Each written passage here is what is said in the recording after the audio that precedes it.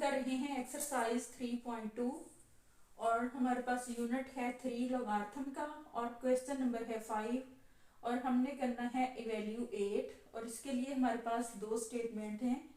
Number 1 पे है log base है 2 और इसकी पावर है 1 divided by 128।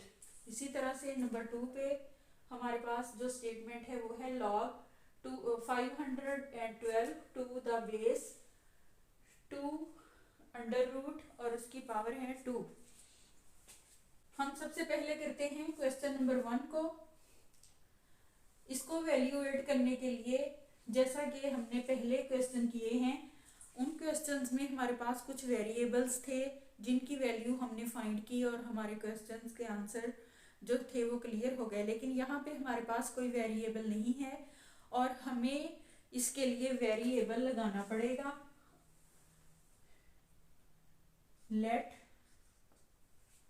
log 2 1 divided by 128 is equal x।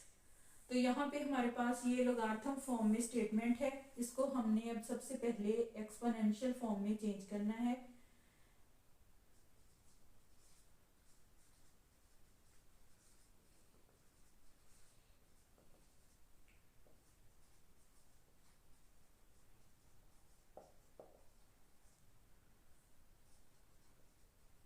By changing in exponential form, इसके लिए क्या करेंगे, बेस हमारे पास वही रहेगी, इसकी पावर जो है वो सामने जो भी हमारे पास डिजिट है वेरिएबल है उसके साथ चेंज हो जाएगी।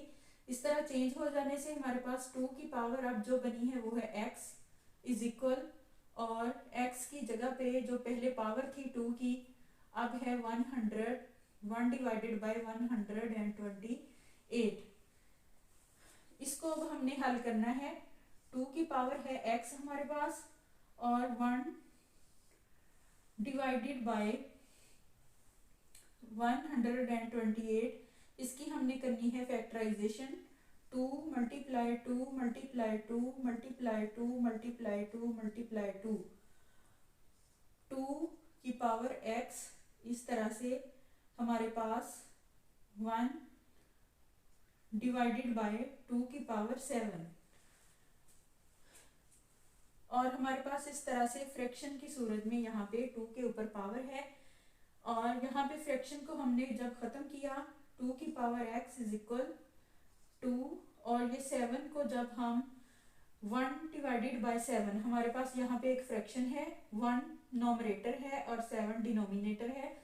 डिनोमिनेटर को हमने नोमरेटर में लिखना है तो ये माइनस में हो जाएगा क्योंकि इसकी साइन चेंज होगी।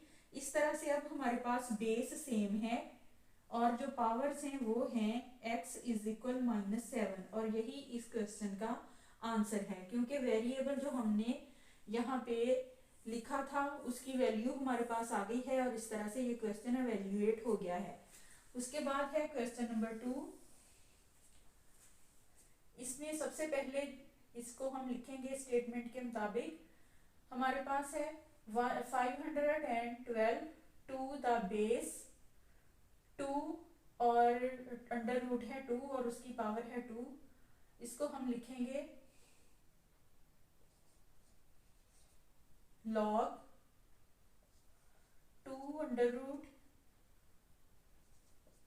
और इसकी पावर 2, ये बेस है, और 512 हमारे पास है पावर में। तो ये हमारे पास एक स्टेटमेंट है। सबसे पहले हमने इसको लेट लॉग 2 अंडर रूट, इसकी पावर है 2 और इज इक्वल हम लिखेंगे x।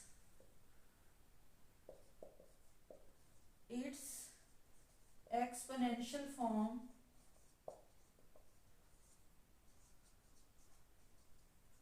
इज, एक्सपोनेंशियल फॉर्म में लिखेंगे, बेस हमारे पास वही होगी, पावर चेंज होगी और इज इक्वल होगा 512।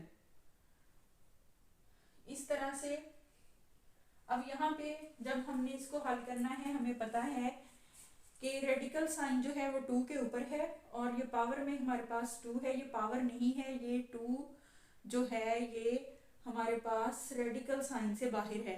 लेकिन जब हम इसको रेडिकल साइन में लिखेंगे तो हम पेयर की शक्ल में लिखेंगे। हमें पता है कि अगर रेडिकल साइन के अंडर कोई पेयर में वर्ड है, डिजिट है, तो उसे हम सिंगल करके वहाँ से बाहर ले आते हैं, क्योंकि जज़र की हमेशा जो होती है पावर वो होती है 1/2 और जो पेयर होता है जब हम उसकी पावर लगाते हैं वो भी 2 होता है और 2 2 से ख़त्म हो जाता है।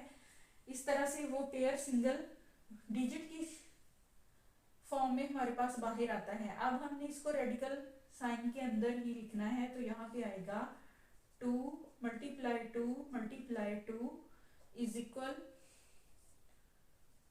और इसके ऊपर जो हमारे पास पावर है वो है x,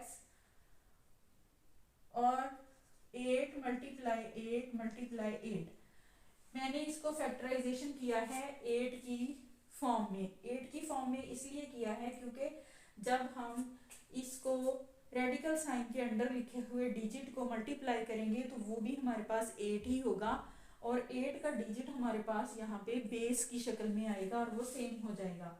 यहाँ आएगा 8 और रेडिकल साइन को हम खत्म करेंगे 1/2 खत्म करने से हमारे पास आएगा, और साथ में लिखेंगे x और 8 की पावर होगी हमारे पास 3। अब हमारे पास बेस जो है वो सेम हो गई है, इसको हमने छोड़ देना है, और पावर है हमारे पास 1/2 x इज इक्वल है 3। इसमें से हमने x की वैल्यू को फाइंड करना है जो कि बहुत इजी है। 1/2 को हम 2 से मल्टीप्लाई करेंगे और 3 को भी 2 से मल्टीप्लाई करेंगे, क्योंकि ये एक इक्वेशन है, इसमें जो भी काम हम करेंगे वो बोथ साइड पे होगा। इस तरह से हमारे पास x इज इक्वल जो है वो होगा 6, और यही इस क्वेश्चन का फाइनल आंसर है। और ये बहुत क्लियरली हल हो गया है और इसका आंसर जो है बिल्कुल दुरुस्त है। इसके बाद हम करते हैं क्वेश्चन नंबर 6।